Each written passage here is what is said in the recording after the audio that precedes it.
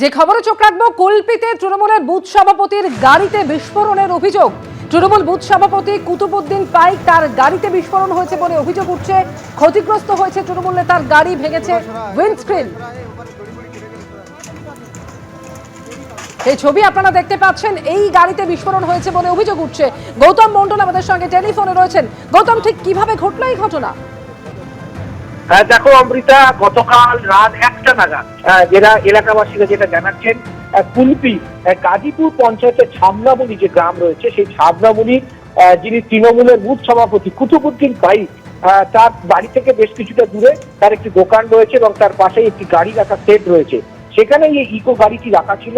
রাত 1টা নাগাদ এখানে প্রচন্ড জোরে একটা বিকট আওয়াজ হয়, সেই শব্দ হয় এবং তার পাশাপাশি পুরো ধোঁয়ায় ভরে যায়। গ্রামবাসীরা রাতেই বেরিয়ে আসেন, এসে দেখেন এইরকম অবস্থা, পুরো এলাকায় ধোঁয়া ভরে গেছে এবং পুরো এলাকাটি, আমি এখন এই মুহূর্তে সেই এলাকার স্তরে পৌঁছে গেছি। সেখানে দেখাই যাচ্ছে যে পুরো সেট যেটা ছিল, এটা একটা বাজার গঞ্জে, সেইখানে সেই এলাকায় এখানে গাড়িটি রাখা ছিল, সেখানে এই বিস্ফোরণের হয়।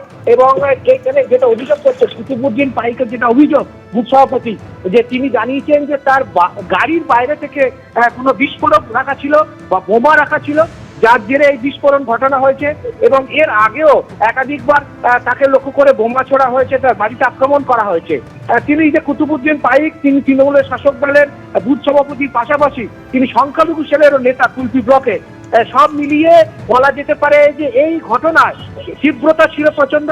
এলাকাবাসীরা আতঙ্কিত হয়ে পড়েন। কয়েকজন প্রত্যক্ষদর্শী তারা জানিয়েছেন পাইকে যে তারা আতঙ্কিত হয়ে পড়েন। কিন্তু এখন ঘটনাস্থলে যেখানে গাড়িটি ছিল, সেখানে গাড়িটি কিন্তু এই মুহূর্তে নেই। আর গাড়িটি এই মুহূর্তে এখানে আর নেই, সেখানে নিয়ে চলে গেল। এখন প্রশ্ন উঠছে, এই ঘটনায় কুতুবুদ্দিন পাইক তিনি বিরোধী আইএসএফ এবং কংগ্রেসের দিকে অভিযোগের আঙুল তুলেছেন যে তারা এই বোমা রেখেছিল এবং তারপরে এই বিস্ফোরণ হয়। কিন্তু প্রশ্ন উঠছে, তারা বিরোধীরা যেটা অভিযোগ করছেন যে একটা সর্বৈব মিথ্যা কথা। আইএসএফ নেতার সাথে কথা বলেছিলাম, আইএসএফ জানিয়েছেন যে এই ঘটনায় কোন রকম বোমা রাখা হয়নি, বোমা মজুদ ছিল বলে এই বিস্ফোরণ ঘটেছে। এবং তারপরে গাড়িটি এখানে কিন্তু এই মুহূর্তে নেই, যেখানে গাড়িটি ছিল সেই গাড়িটি কিন্তু এই মুহূর্তে নিয়ে চলে গেল। বা এই এলাকাটা কিন্তু তৃণমূলের বুথ সভাপতি তিনি বিস্ফোরণ ঘটানো হয়েছে বলে অভিযোগ করছেন। ধন্যবাদ গৌতম তোমাকে। রাত 1টার সময় ব্যাপক একটা বোমার আওয়াজ হয়। আমি এসে দেখলাম যে আমার ঘরের কিচ্ছু নেই, প্লাস আমার গাড়ি তছনছ হয়ে গিয়েছে। এর আগে একবার আমার বাড়িতে বোমাবাজি করেছিল। তারা তো বিরোধী দল করে, আইএসএফ কংগ্রেস।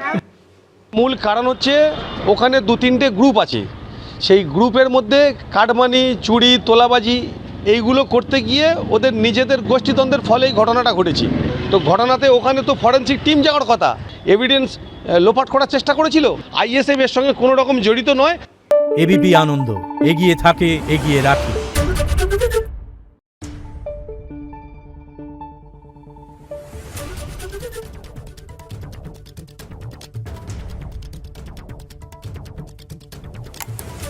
Thank you.